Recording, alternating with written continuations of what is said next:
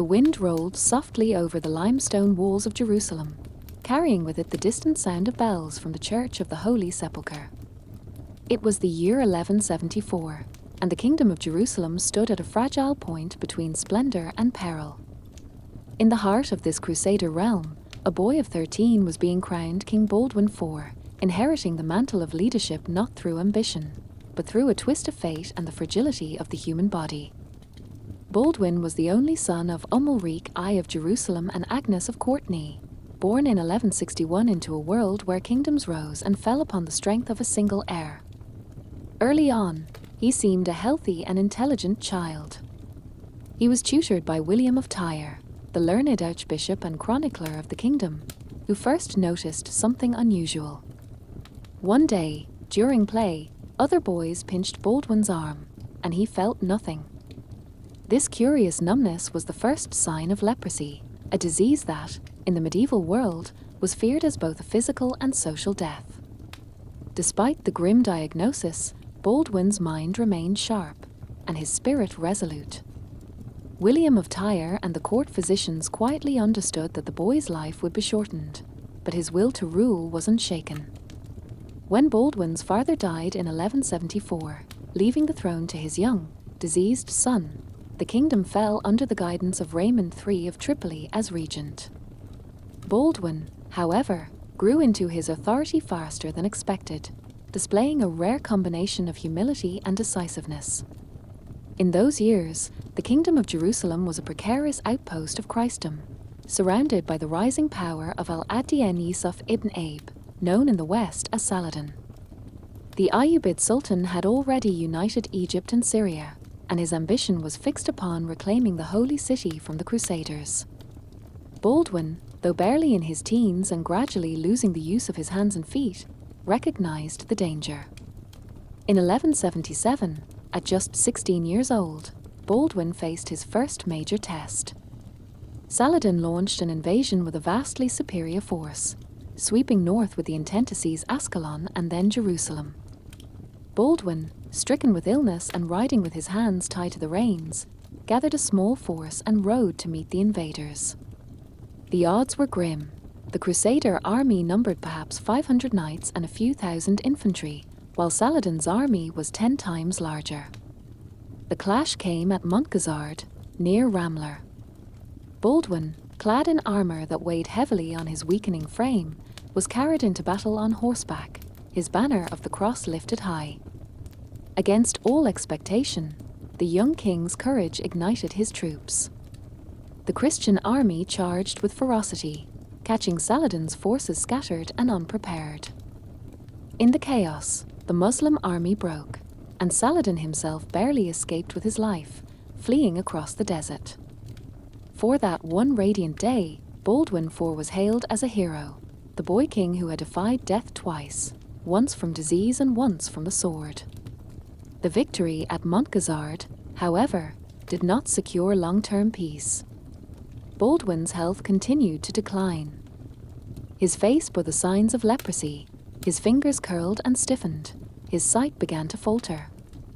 Yet he continued to govern, carefully balancing the feuding factions within the kingdom, between his mother's Courtenay family, the powerful barons, and the ambitious newcomers like Guy of Lusignan, who would later marry Baldwin's sister Sibylla.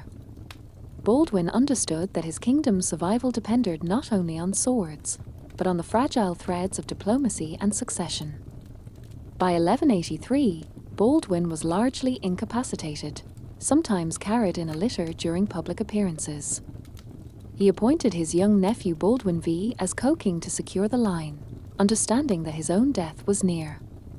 Even in his final years, Baldwin displayed remarkable foresight.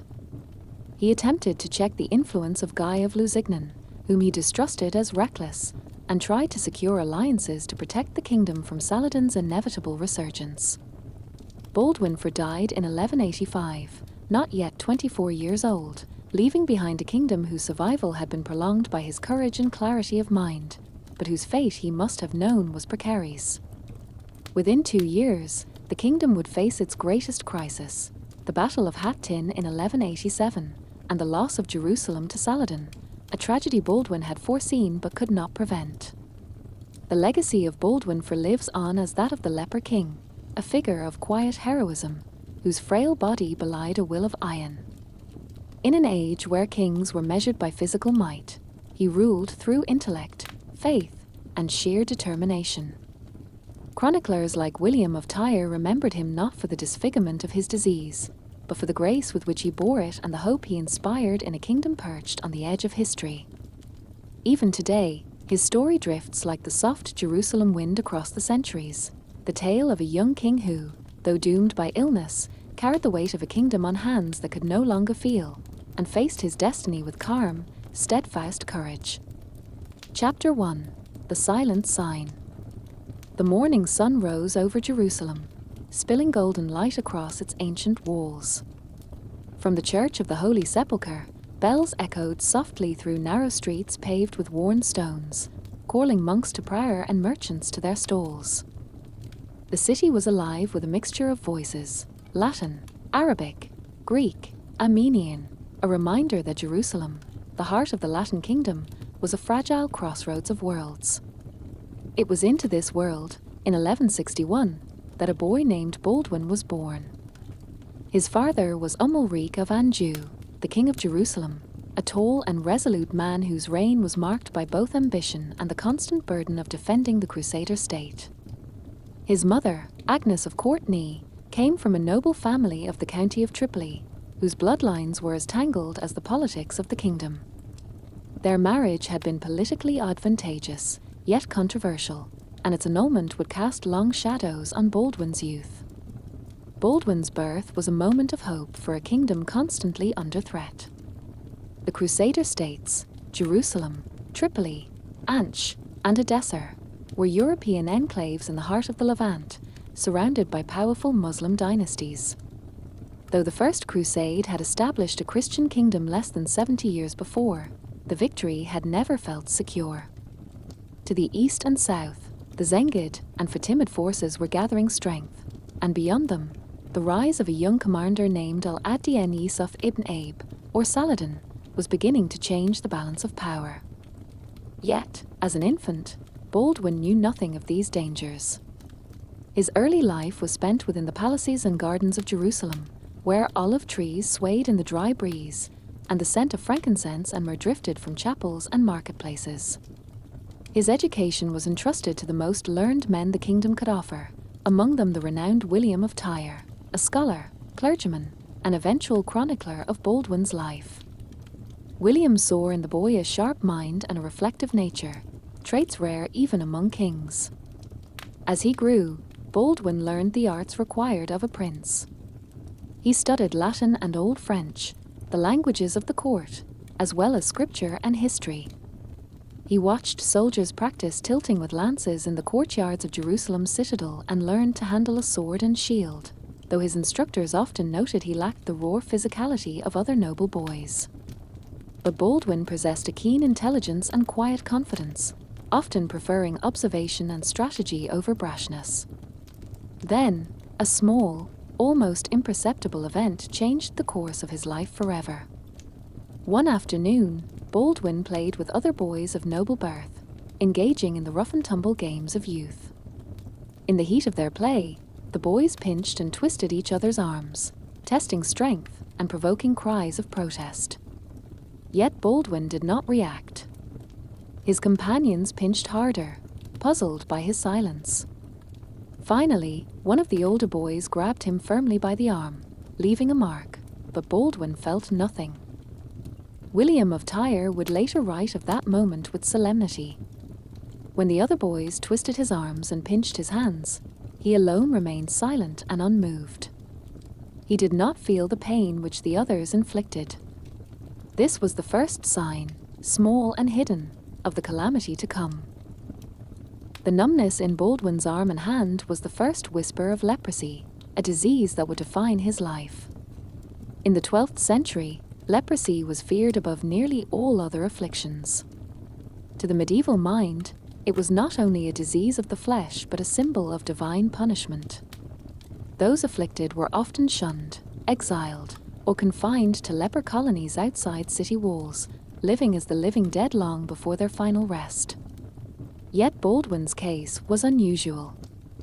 He was a prince, the only son of the king, and his face and body still bore no obvious signs of the illness. Only those closest to him, his tutors and the royal physicians, understood the meaning of the numbness. They kept the diagnosis secret, knowing that a kingdom already perched on a knife's edge could not afford panic or whispers of a doomed heir. Despite the hidden shadow of his illness, Baldwin's childhood was not devoid of joy.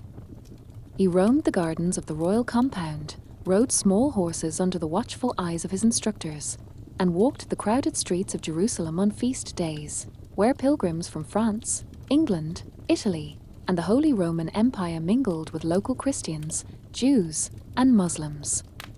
He absorbed the complexity of his kingdom in a way few rulers ever did. He saw the holy city not only as a fortress, but as a living mosaic of cultures and faiths. In 1174, when Baldwin was only 13, tragedy and destiny converged. King Amalric I died suddenly, leaving the throne to his son. Jerusalem mourned, its streets draped in the solemn rituals of royal mourning, but the barons and clergy turned quickly to the future. A boy king was now the defender of the holy city, a kingdom surrounded by enemies and weakened by internal divisions. The coronation of Baldwin IV in the Church of the Holy Sepulchre was a moment of both glory and foreboding. The great rotunda, echoing with the sound of Latin hymns, flickered with candlelight as the patriarch anointed the young king. He was dressed in regal robes, his hands steady despite the creeping disease that already stole his strength. Outside, the city's people cheered, hoping that the new king would bring divine favor and protection. But among the lords and clergy, an unspoken fear lingered. Could a boy afflicted with leprosy bear the burden of a kingdom constantly at war? Baldwin himself seemed to understand the weight of that day. Chroniclers would later remark that, despite his youth, the new king possessed a calm, almost contemplative presence. He rarely showed outward fear or despair. He knew that his body might fail him, but he would not allow his mind or spirit to falter. Beyond Jerusalem's walls, the winds of history were already shifting. In Egypt, Saladin, the brilliant Kurdish commander, was consolidating his power, uniting Muslim lands that had been fractured for decades. To the north, the barons of Tripoli and Anch faced their own struggles, often acting as much in self-interest as for the defense of Christendom. Baldwin's kingdom was small, its resources limited, its survival dependent on the leadership of a teenage king with a fatal disease. And so, under the silent gaze of Jerusalem's stones and the distant watch of hostile armies, Baldwin IV began his journey, a boy king on the threshold of legend. Chapter 2: The Boy King and the Gathering Storm. The year 1174 marked a turning point in the history of the Kingdom of Jerusalem. In the great halls of the city, where the scent of beeswax candles mingled with the cool air of stone corridors, Baldwin IV had just ascended the throne. Barely 13, the boy king carried the weight of a kingdom that had survived for less than 3 generations, a fragile Crusader outpost carved into the heart of the Levant. In the weeks following King Amalric's death, the kingdom fell into a state of uneasy balance. The High Court of Jerusalem, composed of the barons, bishops, and military leaders of the realm, debated endlessly about the regency. They eventually entrusted the guardianship of the young king to Raymond III, Count of Tripoli, a seasoned noble with a clear mind and careful political instincts. Raymond, cousin to Baldwin, understood both the delicacy of the boy's health and the precariousness of the kingdom's position. Outside the city walls, trouble brewed on every horizon. To the south, Saladin had risen to power in Egypt, securing the wealth of the Nile and commanding the loyalty of hardened warriors. By uniting Egypt and Syria under his growing Ayyubid dynasty, he surrounded the Crusader states like a tightening noose. To the east, the desert beyond the Jordan River held Bedouin tribes whose loyalties shifted with the winds, and beyond them lay the vast territories of the Zengid emirs. To the north, Anch and Tripoli, fellow Crusader states, were vulnerable and often preoccupied with their own rivalries. The first years of Baldwin's reign were a trial by fire in diplomacy. Too young to lead armies on long campaigns, the young king learned to rule by listening.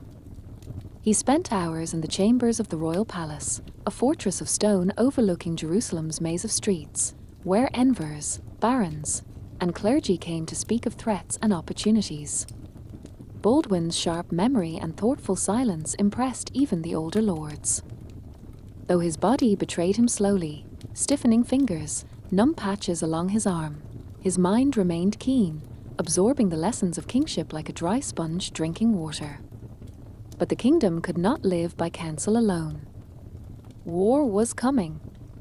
In 1174, the same year Baldwin took the crown, Enar ad-Din, the powerful Muslim ruler of Syria and longtime rival of the Crusaders, died suddenly. His passing created a vacuum in the north, and Saladin, then his vassal in Egypt, quickly moved to seize control of Damascus and consolidate his position as the single greatest threat to the Latin kingdom.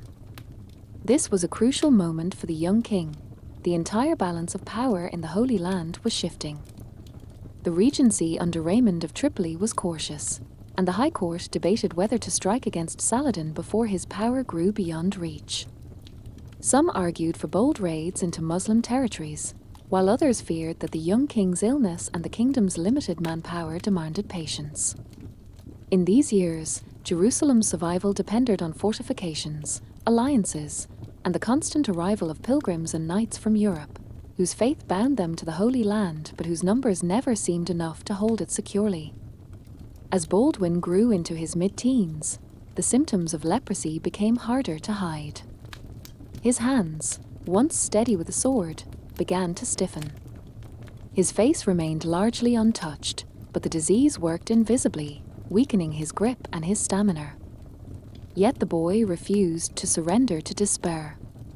William of Tyre, his faithful tutor and chronicler, noted that Baldwin bore his affliction with admirable fortitude and patience, never allowing his infirmity to cloud his judgment or break his spirit. By 1176, Baldwin began to take a more active role in military affairs. He rode at the head of small campaigns, sometimes supported in the saddle by attendants, his hands lashed to the reins. The military orders, the Knights Templar and Knights Hospitaller, respected him not for physical prowess, but for his courage and clarity in command. He understood terrain, timing, and the delicate balance between risk and caution, qualities that would soon be tested. The first true test of his courage and kingship came in 1177, in the campaign that would define his early reign. That autumn, Saladin invaded the kingdom with a massive army, numbering tens of thousands, intent on sweeping through Ascalon, then on to Jerusalem itself. The kingdom seemed on the verge of annihilation. Baldwin, then only 16, gathered what few forces he could, perhaps 375 knights and 4,500 infantry, a pitifully small host against Saladin's vast army. His illness had advanced to the point that he could not fully control his horse, yet he refused to remain behind the walls of Jerusalem. Strapped to his saddle, clad in armor that must have felt unbearably heavy on his weakened frame, the boy king led his army to meet the invaders. The two forces met near Montgazard, close to Ramler. The air was thick with dust and tension. Saladin's army, confident in its overwhelming numbers, scattered along the plains, moving lazily toward Ascalon. Baldwin seized the moment. He ordered a sudden, desperate charge, his small force crashing into the unprepared Muslim army with the ferocity of men who knew they had no choice but victory or death. Chroniclers describe the battle as a miracle of courage and timing. Saladin's troops, caught off guard and stretched thin, broke in panic. The Sultan himself narrowly escaped with a handful of guards, fleeing across the desert as his army dissolved into chaos. Baldwin, still just a teenager, had defied the greatest general of his age and saved Jerusalem from immediate conquest. The victory at Montgazard sent shockwaves through the Levant and Europe alike. Pilgrims and knights hailed Baldwin as a hero and protector of the Holy City, and word of the boy king's valor traveled across Christendom. Yet those closest to him knew the truth. His body was failing, and each battle, each long day in the saddle, carried him closer to exhaustion. In the months that followed, Jerusalem celebrated, but Baldwin did not allow triumph to blind him. He understood that Montgazard was a reprieve, not a deliverance. Saladin would return, stronger than ever, and the kingdom needed every fortress, alliance, and knight it could muster. The boy king, now tempered by battle and shadowed by mortality, had stepped fully into his role as monarch. And as 1178 dawned, the desert winds carried a familiar whisper through the stone streets of Jerusalem. Saladin had not forgotten. Chapter 3: The King in the Shadow of Fate.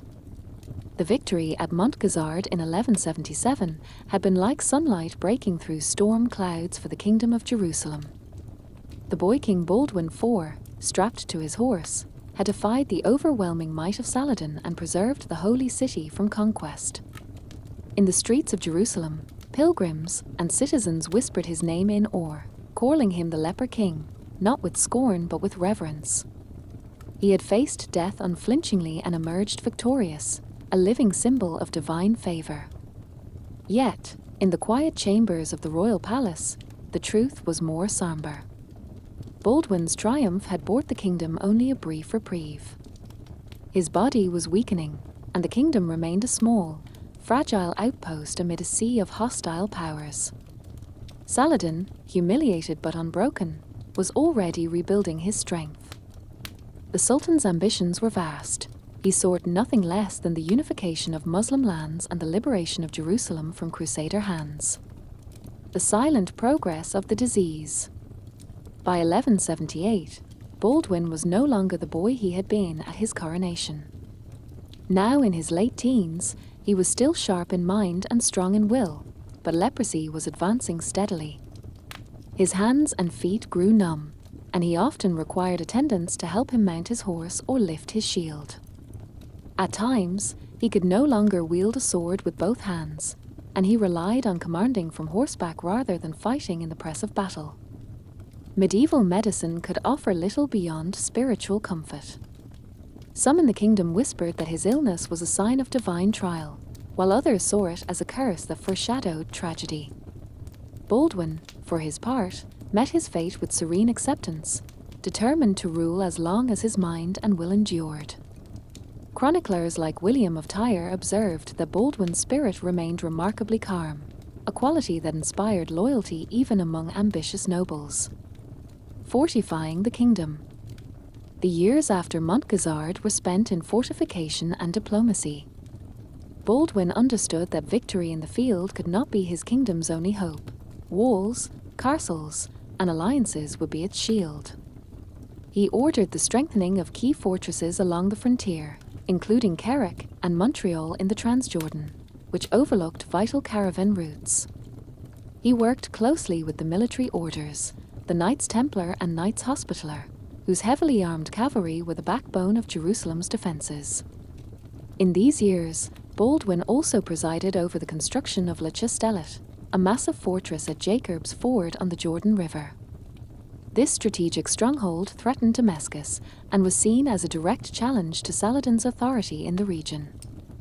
For a brief moment, the kingdom seemed poised to resist and even push back the tide of Muslim unification. The weight of politics and family. While Baldwin strengthened the frontiers, the internal politics of the kingdom grew increasingly tangled. The king's leprosy cast a long shadow over the question of succession. He had no wife and no children. Marriage was a complicated matter for a monarch whose illness made heirs unlikely. The High Court of Jerusalem turned its attention to Baldwin's sister, Sibylla, whose marriage would determine the kingdom's future leadership. Initially married to William of Montferrat, she was widowed young, and her son Baldwin IV became a potential heir. But the question of her next husband ignited fierce rivalries among the barons. The arrival of Guy of Lusignan, a Poitevin noble of modest experience, marked a turning point. Charismatic but politically divisive, Guy married Sibylla and soon found favour with Baldwin, who hoped for a stable succession. Yet, many of the kingdom's leading barons, including Raymond of Tripoli, distrusted him, seeing in Guy a reckless and ambitious outsider. This tension would soon erupt into open political discord, weakening the unity that Baldwin had fought so hard to maintain. The endless threat of Saladin. Even as Baldwin grappled with the intrigues of his court, Saladin's power grew year by year. He consolidated his rule over Egypt and Syria, bringing Aleppo and Mosul into his orbit through a combination of force, diplomacy, and patient pressure. In 1179, Saladin struck back at Baldwin's efforts to fortify the kingdom. He attacked and destroyed Le Chastelet at Jacob's Ford, overwhelming the Templar garrison and razing the fortress to the ground. The loss was a harsh blow to Baldwin's strategy, a reminder that the kingdom's resources were painfully limited. Still, Baldwin did not falter. Despite his illness, he rode to war when necessary, leading small campaigns and raids, often carried in a litter on horseback, his body too frail for the rigors of battle. His presence alone inspired courage. His soldiers saw in him a living martyr king, one whose suffering and resolve were inseparable from the fate of the Holy City. A kingdom at the brink. By 1183, Baldwin was in his early 20s, but his body was that of an old and failing man. Leprosy had taken its toll. His vision blurred at times, his hands were crippled, and he could ride only with great effort. Recognizing his limits, Baldwin appointed Guy of Lusignan as regent, hoping that his brother-in-law could unite the realm. The decision would prove fateful. Guy's cautious and indecisive leadership in the face of Saladin's raids led to frustration among the barons and, eventually, to Baldwin's own loss of confidence in his regent. In a remarkable display of determination, the Leper King, nearly blind and unable to walk unaided, deposed Guy from the regency and resumed direct control of the kingdom. This period marked the final phase of Baldwin's reign, one in which every decision was made under the shadow of approaching calamity. Saladin's armies were larger and better supplied than ever, and the kingdom's unity was fraying. Baldwin fought not only against a formidable enemy but also against time and his own mortality. And yet, in the streets of Jerusalem, among the pilgrims and the faithful, Baldwin's name remained a symbol of endurance and hope. He had been a boy king who faced the greatest dangers with a calm heart, and though his body withered, his resolve did not. As the year 1184 approached, the desert winds carried rumors of a massive new campaign by Saladin, one that would test the strength of Jerusalem like never before. Baldwin, the Leper King, now stood half in the realm of the living and half in the shadow of death, preparing to defend the city he loved until his last breath. Chapter 4. The Final Vigil of the Leper King. The winter winds of 1183 whispered through the streets of Jerusalem, carrying the scent of olive fires and incense from the Church of the Holy Sepulchre. Within the cool stone walls of the royal palace, King Baldwin IV, the Leper King, sat in a carved chair of dark cedar, wrapped in layers of wool and linen. His hands, once steady enough to guide a horse into battle, were now withered and clawed, the fingers stiff and numb. Even lifting a goblet required the help of a servant. Yet Baldwin's eyes, though often shadowed with pain, still shone with alert intelligence. He had outlived the expectations of his physicians. When he first displayed the signs of leprosy as a child, many assumed he would not survive to manhood. Yet he had become a king, led armies to victory, and held his fragile kingdom together through will and intellect. But now, in the final years of his life, Baldwin knew the sands of his hourglass were nearly spent. The shadow of Saladin. Beyond the walls of Jerusalem, Saladin had grown into a giant of the age.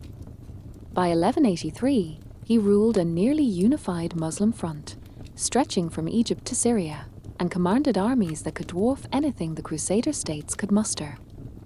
His patience and strategy were as formidable as his armies. He preferred to harass, isolate, and starve the Franks of resources rather than hurl himself recklessly against their castles. Baldwin watched this encirclement with the clarity of a man who understood his limits. The kingdom could no longer rely on single victories like Montgazard. It needed unity, discipline, and diplomacy. Yet unity was precisely what eluded him in his final years. The burden of succession. The king's leprosy and childlessness had made the question of succession a pressing concern. His sister Sibylla, widowed young and remarried to Guy of Lusignan, became the central figure in the struggle for the future of the crown. Baldwin, once supportive of Guy, had grown disillusioned after the regent's hesitation and poor judgment in the face of Saladin's raids. In 1183, Baldwin made a momentous decision. He crowned Sibylla's son, Baldwin IV, as co-king, ensuring the boy would inherit the throne without contest. This act was both practical and symbolic.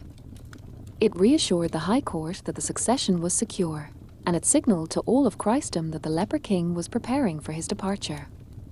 The coronation of the young Baldwin IV in the Church of the Holy Sepulchre was a solemn event. Candles flickered against the ancient walls, the hymns of priests rose to the vaulted ceilings, and the scent of frankincense filled the air. The old king sat nearby, pale and gaunt, his face calm. Chroniclers note that he seemed more like a saint than a king, a figure already half removed from earthly life.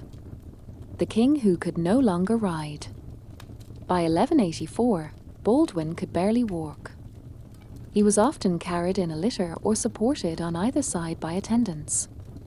His body was failing, but his mind and voice still commanded respect. When Saladin launched probing attacks into the kingdom, Baldwin insisted on leading his army, though he could no longer fight as he once had.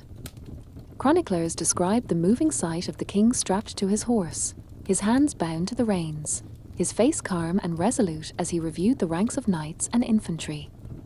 To the soldiers, his presence was more than symbolic. It was a living reminder of faith and endurance, a man who suffered more than any of them yet refused to yield. The last campaigns. In 1183 and 1184, Baldwin oversaw the defense of the kingdom during Saladin's repeated incursions. These were campaigns of maneuver and caution, not of grand battles. Baldwin, guided by his keen understanding of the terrain, forced Saladin to withdraw without decisive victories, preserving the kingdom for a little longer. One of his last great acts was the defense of Carrick Castle in 1183. When Saladin besieged the mighty fortress during a wedding celebration for one of the kingdom's nobles, Baldwin, sick and nearly immobile, organized a relief force. The king himself rode out to the siege, and the sight of his banner on the horizon forced Saladin to withdraw rather than risk a direct confrontation. Even in weakness, Baldwin's presence on the field could still shift the balance of war. The final days. By 1185, Baldwin IV was a shadow of the boy who had charged at Montgazard. He could no longer leave his bed for long, and the Council of Barons and the Patriarch of Jerusalem visited him frequently to discuss the kingdom's survival. His speech grew soft, his movements slower, but he remained lucid to the end, concerned not for himself but for Jerusalem. Chroniclers tell that Baldwin faced death with serenity, having long prepared for it. He arranged for the regency to pass to Raymond of Tripoli, a seasoned noble he trusted to act with caution and experience, and confirmed the succession of Baldwin IV. Sometime in the spring of 1185, the Leper King took his final breath, likely in his mid-20s. The bells of Jerusalem tolled, and the entire city entered a period of mourning. Pilgrims and knights wept openly in the streets, for they knew they had lost a king like no other, a man who had borne unimaginable suffering with grace, courage, and unshakable devotion.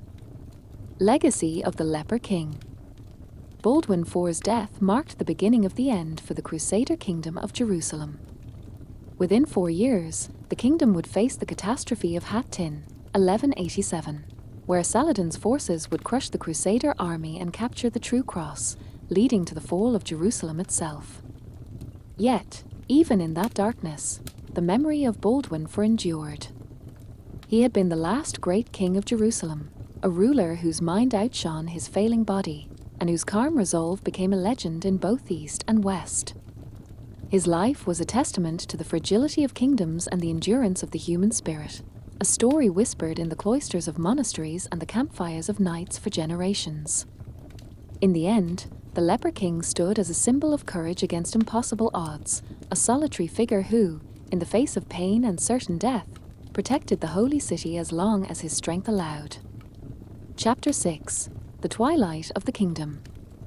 The death of King Baldwin IV in 1185 was like the extinguishing of a single candle in a darkened cathedral. Though small in stature and broken in body, he had been the light of the Kingdom of Jerusalem, a monarch whose calm intelligence and courage had kept the fragile Crusader state from falling into chaos. With his passing, the city of Jerusalem entered a new and uncertain era, one dominated by factional rivalry and the ever-present shadow of Saladin, the Sultan of Egypt and Syria. The short reign of Baldwin V. The crown passed to Baldwin V, the child king, a boy not yet 10 years old, crowned in the Church of the Holy Sepulchre under the solemn eyes of knights, clergy, and barons. His mother, Queen Sibylla, and the High Court ruled on his behalf, while the experienced Raymond III of Tripoli acted as regent, as Baldwin IV had decreed before his death. The kingdom, though still standing, was deeply vulnerable. The nobility was divided into factions. One supporting Sibylla and her husband Guy of Lusignan, the other rallying around Raymond of Tripoli and his allies. The military orders, the Knights Templar and Knights Hospitaller, were formidable but often quarrelled with the secular barons. Saladin, ever patient, watched and waited, knowing that the Franks would destroy themselves from within if given time. Baldwin V's reign was brief and troubled. Though Raymond of Tripoli worked to maintain a fragile truce with Saladin, border raids and caravan attacks continued, each one chipping away at the kingdom's strength. By 1186, the boy king fell gravely ill. Some suspected fever, others malnutrition. Medieval chroniclers offer little certainty. His death before reaching adolescence plunged the kingdom into political chaos, exactly as Baldwin IV had feared. The rise of Guy of Lusignan. With Baldwin V gone, the High Court faced the succession crisis that Baldwin IV had tried to prevent. Sibylla, the last surviving child of King Amalric I, claimed the throne as queen. She crowned herself in Jerusalem and then, in a move that stunned some barons, placed the crown on her husband's head, making Guy of Lusignan king. Many in the nobility despised Guy. He was inexperienced in war, prone to impulsive decisions, and lacked the quiet authority that Baldwin IV had possessed. Yet, the coronation was legal enough to stand, and those who opposed him risked tearing the kingdom apart in civil war. Among the loudest opponents was Raymond of Tripoli, who withdrew to his lands in the north and even opened secret talks with Saladin, seeking to protect his territory should the kingdom collapse. This act, while pragmatic, weakened the unity of the Crusader states at the very moment they needed it most. The road to Hattin. The decisive moment came in 1187. Saladin, now at the height of his power, declared jihad against the Crusader states, vowing to reclaim Jerusalem for Islam. He gathered a massive army, perhaps 30,000 to 40,000 men, drawing warriors from Egypt, Syria, Mesopotamia, and beyond. In response, King Guy mustered the largest army the Kingdom of Jerusalem had ever seen. Knights and foot soldiers from across the Crusader states answered the call, joined by contingents from the Templars and Hospitallers. The campaign reached its climax near the village of Hattin, west of the Sea of Galilee, in July 1187. Here, on the dry plains of Galilee, the fate of the Crusader Kingdom would be decided. Saladin lured the Crusader army away from water sources, cutting them off from the wells and springs. The summer sun blazed mercilessly, and the Franks grew weak with thirst, their horses collapsing beneath them. Fires set by Saladin's troops filled the air with smoke, adding to the confusion and misery. On July 4, 1187, the Crusader army, exhausted and parched, faced Saladin's forces in what became known as the Battle of Hattin. The outcome was catastrophic. The True Cross, the most sacred relic carried into battle, was captured. Thousands of knights and soldiers were slaughtered or captured, including King Guy himself. Only a handful of survivors escaped to the coastal cities. The fall of Jerusalem. With the Crusader field army destroyed, Jerusalem lay defenseless. One by one, the cities and fortresses of the kingdom surrendered or fell. Tiberias, Nazareth, and Acre submitted. Nablus, Jaffa, and Caesarea followed. By October 1187, Saladin's army encircled Jerusalem itself. Inside the holy city, panic and sorrow spread. The memory of Baldwin IV haunted the defenders. Many whispered that had the Leper King still lived, he would have saved the city once more. The defenders, led by Balian of Ibelin, prepared for a last stand. After a brief siege, Jerusalem surrendered to Saladin on October 2, 1187, under terms that spared the inhabitants but required ransom for their freedom. The crosses were removed from the Dome of the Rock, the crescent rose above the city, and the Latin kingdom of Jerusalem, built in blood during the First Crusade, was effectively destroyed. The end of a kingdom, the echo of a king. The fall of Jerusalem sent shockwaves across Christendom. In the West, Pope Urban III reportedly died of grief upon hearing the news. Kings and nobles prepared for what would become the Third Crusade, led by figures like Richard the Lionheart and Philip II of France, to reclaim what Baldwin IV had once so valiantly defended. For those who remembered him, Baldwin IV became a symbol of the lost golden moment, the last king who had truly understood the stakes and borne the burden of destiny with quiet courage. He had ruled not with the strength of his sword, but with the strength of his will, and his death had marked the beginning of the end. Even Saladin, it is said, respected Baldwin, recalling him as a worthy adversary, a king who never despaired even as his body betrayed him. And so, as the sun set on the Crusader Kingdom, the memory of the Leper King lingered like the final rays of a dying day, illuminating a world that was about to vanish into history. Chapter 7: The Legacy of the Leper King. The year 1187 marked the turning of an age.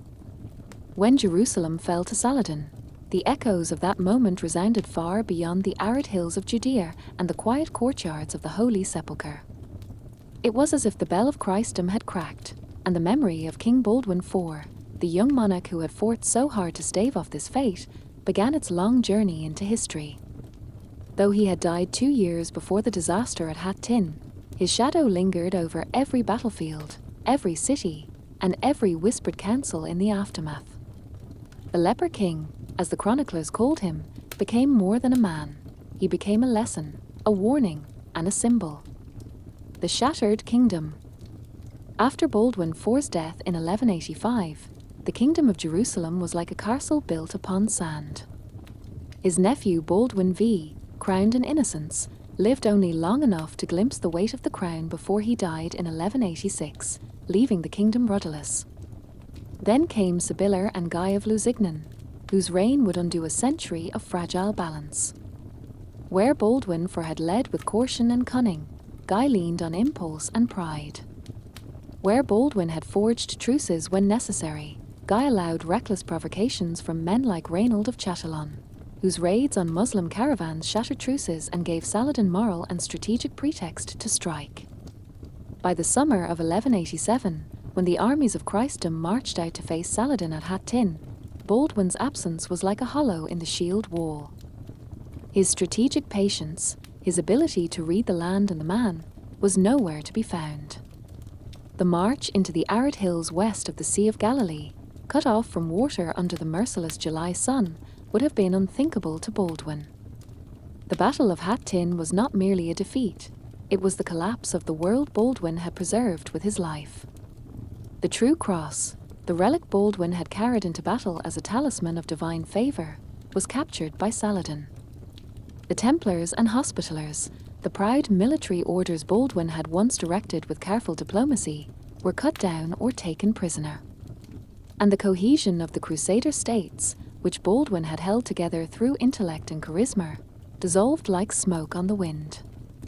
Within 3 months, nearly every city in the kingdom fell, leaving only Tyre and a scattering of coastal fortresses to bear the memory of a kingdom that had once stretched from the Sinai to the Golan. The West awakens.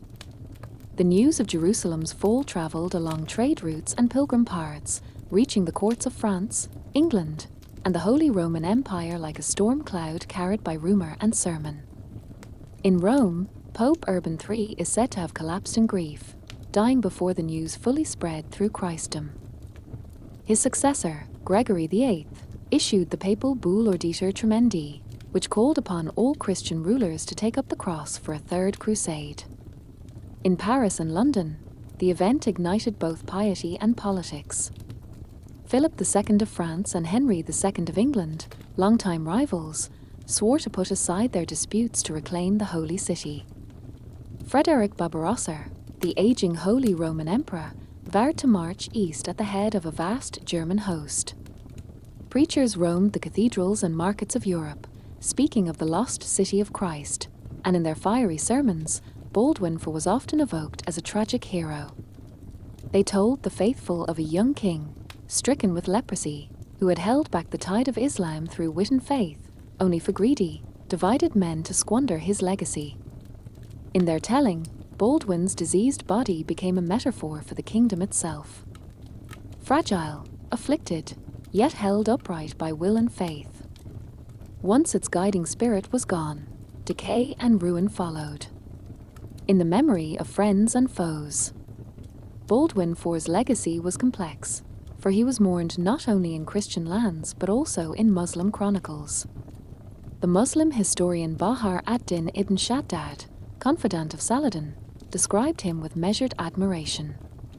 The king of the Franks was a leper, a youth who endured suffering with the heart of a lion. He bore his calamity with patience and was steadfast against our Lord, Saladin, in both council and battle. Even Saladin, the great adversary, reportedly respected Baldwin more than any of the rulers who succeeded him. Against Baldwin, Saladin had moved cautiously, often preferring truces to pitched battles, knowing the young king's strategic mind could turn a small army into an obstacle.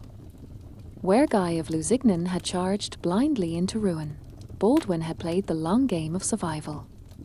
His ability to weigh risk against reward, born of a life constrained by illness, gave him the patience of a man already living half in the shadow of death. The silent triumph of the Leper King. In the decades after his death, Baldwin IV became a figure of legend, a holy king in all but name. Chroniclers like William of Tyre portrayed him as a model of Christian kingship under trial. Pilgrims visiting the Holy Land after the Third Crusade left offerings at his tomb, whispering prayers to the boy king who had carried the weight of Jerusalem alone. Minstrels and poets in Europe spoke of him as a tragic hero, likening his suffering to Job and his kingship to that of a martyr king guarding the gates of Christendom. In truth, his greatest triumph was not in conquest, but in preservation. For a decade, against all odds, Baldwin had held a crumbling kingdom together, preventing Saladin's victory until Christendom could awaken to its peril. Even in failure, his life carried the whisper of victory, for courage in the face of relentless suffering leaves a mark that no army can erase. A kingdom remembered in silence. By the early 13th century, the Latin kingdom was a shadow of itself. Crusader cities clung to the coast, their walls bristling with hope and fear, while the heartland of Jerusalem remained under Muslim rule. Yet, Baldwin IV's story survived. In the libraries of monasteries, in whispered prayers of knights, and in the hearts of poets, he lived on. He was the king who reigned from a litter, who fought from the edge of death, and who carried his cross not as a relic, but as a life. His was the calm courage of inevitability, the strength to look upon a fading world and to hold it a little longer in the light. And though kingdoms fall, and stones crumble, and banners are lowered, this kind of courage does not die. It lingers in the wind over Jerusalem, in the silent cloisters of Europe, and in the memory of history, where the Leper King still reigns in quiet immortality. Chapter 8. Echoes through the ages. Centuries passed, and the dust of Jerusalem bore witness to empires rising and falling. The walls that Baldwin IV once touched with frail hands were rebuilt, torn down, and rebuilt again. Crusader stones mingled with Mamluk walls, Ottoman arches, and modern avenues, yet beneath all these layers, the echo of the Leper King lingered, a quiet, almost imperceptible heartbeat in the history of the Holy City. The Pilgrim's Path. In the early morning light, long after the age of crusades had faded into memory, a lone pilgrim might enter Jerusalem through the Jaffa Gate, walking the narrow streets where history sleeps in stone. The bazaar merchants arrange spices and silk where once Latin and Arabic voices mingled in cautious commerce. The Church of the Holy Sepulchre still casts the scent of oil and incense into the air, a scent Baldwin IV would have known from his youth, when he sought solace in prayer against the certainty of his illness. High above, the call to prayer drifts from the minarets, as it did in Baldwin's time, for the city has always been shared and contested, sung to and fought over. Here, in the labyrinth of history, the pilgrim could almost see a shadowed figure, cloaked and hooded, moving quietly along the walls. His hands are bandaged, his gait unsteady, yet his eyes are bright and alert, the ghost of Baldwin IV, walking his city as he once did, half in life, half in legend. The lasting whisper of leadership. Baldwin IV's story was never one of conquest, for he conquered no new lands. His was a reign of survival, of holding the fragile line against forces that seemed as endless as the desert wind. In the centuries after his death, rulers, generals, and scholars would invoke his memory not for victories, but for the rare courage of endurance. Chroniclers admired the mind that outlived the body. Knights and monks prayed to follow his steadfastness in suffering. Even modern historians, reading the yellowed pages of William of Tyre, pause at the image of a young king gripping the reins of his horse with numb hands, refusing to let go, and find in it a lesson beyond war. Where other kings were remembered for their swords, Baldwin IV was remembered for his patience, his clarity, and the quiet heroism of restraint. The Leper King and the Desert Wind. Imagine the Judean hills at twilight, the stones still warm from the day's sun. The wind carries sand and whispers through the dry grass, as it has for 1,000 years. It is easy, in that moment, to imagine Baldwin IV standing upon a distant rise, overlooking the plains where Saladin's banners once gathered, the roads where pilgrims and armies moved like rivers of fate. The wind catches the edge of his cloak, and for an instant he is no longer the Leper King. He is simply a boy from Jerusalem, a child who once rode horses in the sun, before pain and duty became his inheritance. And in that wind, there is no anger, no triumph, no despair, only calm acceptance, the kind that outlives kings and kingdoms alike. Legacy beyond stone. Modern Jerusalem bears little trace of Baldwin IV's touch. The citadel has changed hands, the streets have new names, and the Crusader Kingdom is but a chapter in textbooks and legends. Yet legacy does not always cling to stone.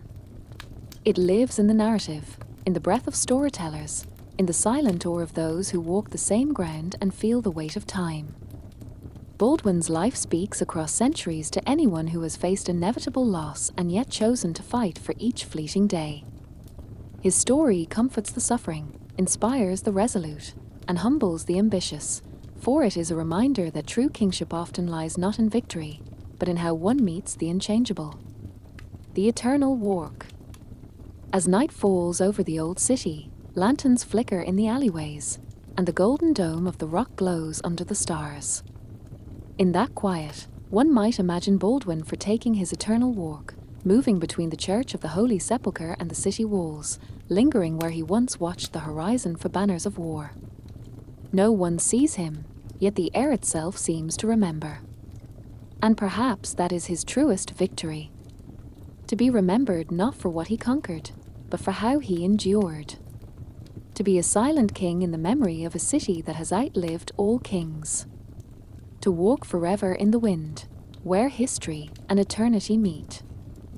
This concludes the saga of Baldwin IV, leaving him not in the moment of death or defeat, but in a calm, timeless space, a soul stitched into the stones of Jerusalem, whispering lessons of endurance, humility, and quiet courage for all who come after. Chapter 9. The Shadow of the Leper King. The years after Baldwin IV's death were an age of reckoning. The kingdom of Jerusalem had fallen into ruin, its glory scattered like sand before the desert wind. Yet in the ashes of defeat, his memory lived on, shaping decisions, whispers, and the very heartbeat of the Third Crusade. The world after Hattin. The summer of 1187 had carved its name into the heart of Christendom with fire and steel. Hattin was not simply a battle, it was the collapse of a world. Guy of Lusignan, the king who had inherited Baldwin's crown but not his wisdom, was captured and humiliated by Saladin. The true cross, once carried into battle by Baldwin himself, was taken as a trophy, a symbol of divine favor lost. Jerusalem, the city Baldwin had fought so hard to protect, surrendered to Saladin after a brief siege, with Balian of Ibelin negotiating terms to spare its people from slaughter. The news of the fall of Jerusalem spread like a storm across Europe. Bells tolled in cathedrals, monks wept in cloisters, and kings bowed their heads. In the sermons and laments, Baldwin IV's name returned again and again. He was the boy king who had seen the storm coming, who had held it off with his mind and will, only for others to lose in months what he had preserved for years. It was as if Christendom awoke to the sound of his ghost, whispering, "Had you heeded caution, had you held the line, this might have been avoided." The Lionheart takes the cross. In England and France, the call to crusade became irresistible. Henry II of England and Philip II of France had sworn to take the cross, but Henry's death in 1189 passed the burden to his son, Richard the Lionheart. Richard was everything Baldwin was not in body. Strong, towering, and radiant with health. A warrior king who preferred the sword to the council chamber. Impulsive and hungry for glory, where Baldwin had been measured and calculating. Yet as Richard prepared to sail east, the stories of Baldwin reached him in sung chronicles and knightly tales. The minstrels of Normandy and Aquitaine spoke of a boy king, pale and cloaked, riding into battle with hands that could barely grip a sword, outwitting Saladin again and again, preserving the kingdom through intelligence rather than force. Richard listened, half in awe, half in warning, for he knew that his strength alone could not reclaim what caution and patience had barely preserved. The March of the Third Crusade. In 1190, the Third Crusade began in earnest. Richard of England, Philip of France, Frederick Barbarossa of the Holy Roman Empire. 3 monarchs answered the call of Jerusalem, yet Baldwin's ghost seemed to walk among them, a silent reminder of the price of hubris. Barbarossa never reached the Holy Land. He drowned in the Sarlaf River in Asia Minor, his army scattering in grief. Philip II, discontent and weary, returned to France after the fall of Acre, leaving Richard to bear the weight of the cross alone. As Richard marched through the parched coastal roads of Palestine, he saw the land Baldwin had defended. His chroniclers wrote that the Lionheart would sometimes fall silent, looking over the same hills and ridges where Baldwin had planned his maneuvers, as if he could feel the presence of the young king in the hot, whispering wind. The Siege of Acre and Baldwin's Shadow. The Siege of Acre, 1189 to 1191, was the crucible of the Third Crusade. The city had become a symbol, as all remaining Crusader hope coiled around its walls. Months turned to years, and disease stalked the camps, echoing the slow decay of Baldwin's own body. Knights spoke Baldwin's name in the tents at night. He warned of this. The Leper King would have chosen his battles differently.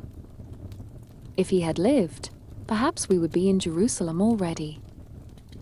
When Acre finally fell, Richard ordered the execution of thousands of Muslim prisoners, a decision Baldwin might have avoided with careful negotiation. It was a victory of strength, not of mind, and the difference between the two haunted those who remembered the measured brilliance of Baldwin IV. The Dance of Kings, Richard and Saladin. The campaign that followed was a duel of 2 giants. Richard the Lionheart, embodiment of Western chivalry and ferocity. Saladin, the patient and pious sultan, now the master of Jerusalem. They clashed at Al-Suf, where Richard's charge shattered Saladin's lines, a moment of glory for the Crusaders, yet not decisive enough to retake Jerusalem. And always, in the letters and thoughts of knights, there was Baldwin, the boy who had faced this same opponent and understood his rhythm. The king who would never have risked a charge into waterless lands. The ruler whose caution might have reclaimed Jerusalem where boldness failed. Even Saladin himself, in his council, is said to have recalled Baldwin with respect, calling him a lion in the body of a dying lamb. The Treaty of 1192, the Leper King's quiet influence. In the end, Jerusalem did not fall to Richard. The Treaty of Jaffa, 1192, granted Christian pilgrims access to the Holy City, but left it in Muslim hands. It was a compromise, a peace without triumph, and yet in that moment, some saw Baldwin's wisdom living on. For Baldwin IV had always known that holding the Holy Land required balance, not recklessness. The treaty reflected a truth the Leper King had lived by. Jerusalem was sacred, but survival required patience and diplomacy. As Richard sailed home, he passed by the coastlines Baldwin had defended, the fortresses the young king had reinforced, and perhaps, in the loneliness of his cabin, he understood the lesson of the boy who had died too young. That true kingship lies not in the battles you win, but in the world you keep alive for those who come after. The eternal shadow. The Third Crusade ended, but the shadow of Baldwin IV remained. In Europe, his story was sung as a warning and a lament. In Jerusalem, his memory lingered in the stones and wind. Among Muslims and Christians alike, he became a symbol of courage against fate, a king both feared and pitied, admired and mourned. The Lionheart returned to the west, Saladin to his court, and the Crusader states limped into a fragile new era. Yet the Leper King walked on. A ghost in armor, silent on the walls of Jerusalem, watching the cycles of war and faith repeat. His legacy a whisper of endurance in a world of fleeting glory. Chapter 10. The Eternal King of Jerusalem. The sunset over Jerusalem bleeds gold into violet, painting the stone walls with a soft, unearthly glow. The wind moves slowly through the olive groves, carrying scents of earth, incense, and dust, the same wind that once brushed against the pale face of Baldwin IV, the Leper King, as he watched the horizon for banners of war. Time has moved endlessly forward, yet here, in the heart of the Holy City, the centuries collapse into silence. Empires have risen and crumbled, flags of Rome, Islam, the Crusader Cross, the Ottoman Crescent, and the modern world have flown above these stones. But memory does not fade. It settles into the city like the evening mist, and in that mist, Baldwin still walks. The ghost on the walls. In the deep of night, when the tourists and pilgrims sleep, the city remembers itself. A shadow stirs along the northern wall, moving where the wind howls through arrow slits. He moves slowly, a hood drawn over a face thin with suffering. Bandaged hands brush the cold stone, feeling for strength in the city he swore to defend. Eyes bright with an inner fire scan the moonlit hills, as if Saladin's army might still emerge from the shimmering desert. This is not the Baldwin of flesh, but Baldwin of memory. A king who outlived his own frail body in the whispers of stone and wind. Every generation that takes the city, Mamluks, Ottomans, the British, the modern world, inherits his silent gaze, and for a moment feels the weight of a crown that was too heavy for any man to bear. The voice of the city. If Jerusalem could speak in words instead of echoes, if the walls and domes could tell their story to the night, this is what they would whisper. Here walked a boy who became a king against his will. Here rode a child whose hands could barely hold the reins. He faced the tide of history, not with swords, but with the unyielding stillness of his heart. He did not seek glory, only time. And in giving his people time, he gave them life. The city knows that Baldwin IV's reign was a candle in the storm, that his victories were counted not in lands gained, but in years stolen from inevitable loss. No parade, no monument, no triumph could outshine the quiet heroism of his endurance. Across faith and time, centuries of conflict and devotion have washed through Jerusalem. Pilgrims kneel at the Church of the Holy Sepulchre. Imams call from minarets under the same sky. Rabbis whisper prayers at the ancient stones of the Temple Mount. And somewhere, in the interlacing of faith and memory, the figure of Baldwin IV drifts unseen. Not as a conqueror, not as a martyr, but as a silent witness. A bridge between worlds in a city forever divided and yet eternally one. For even his enemies remembered him with honor. And in that mutual respect across battle lines, there was a rare moment of shared humanity that outlived the roar of war. The eternal walk. On a moonless night, a pilgrim might wander the ramparts, drawn by instinct and something unspoken. The air is still, except for the soft lap of wind against the walls. A lantern flickers, then dies. And for an instant, the pilgrim feels a presence, as if a king long dead walks beside him, his bandaged hand resting briefly on the cold stone. He does not speak. He does not command. He simply walks, as he once did in life, watching over the city he loved, accepting its fate with the serenity of one who already faced the inevitable. And when the wind rises again, it carries away the sense of him, leaving behind nothing but awe and quiet tears. History into legend. Baldwin IV lived only 24 years. Yet his story has outlived kings who reigned for decades. Richard the Lionheart came and went. Saladin claimed his victories and returned to the dust. Jerusalem changed masters countless times. But the Leper King remained, not in body, but in the sacred memory of endurance. He is a reminder that true power lies not in conquest, but in the courage to face the unchangeable with grace. Some kings rule empires, but Baldwin IV rules in silence, his throne carved into the eternal wind of Jerusalem. The last whisper, as dawn breaks over the Mount of Olives, casting gold on the domes and spires. A soft wind stirs, and if one listens with the heart instead of the ears, a voice seems to rise with the morning light. I am Baldwin, son of Jerusalem. I have no tomb, no triumph, no empire. And yet I remain. In every stone, in every wind, in every pilgrim's footstep. I am the king who endured. And then, like mist before the sun, he is gone, leaving the city and the world, forever haunted, forever inspired by the eternal work of the Leper King. This is the final transformation of Baldwin IV. From boy king to last hope of Jerusalem, to immortal legend in the wind, a king without time, whose quiet courage whispers to eternity.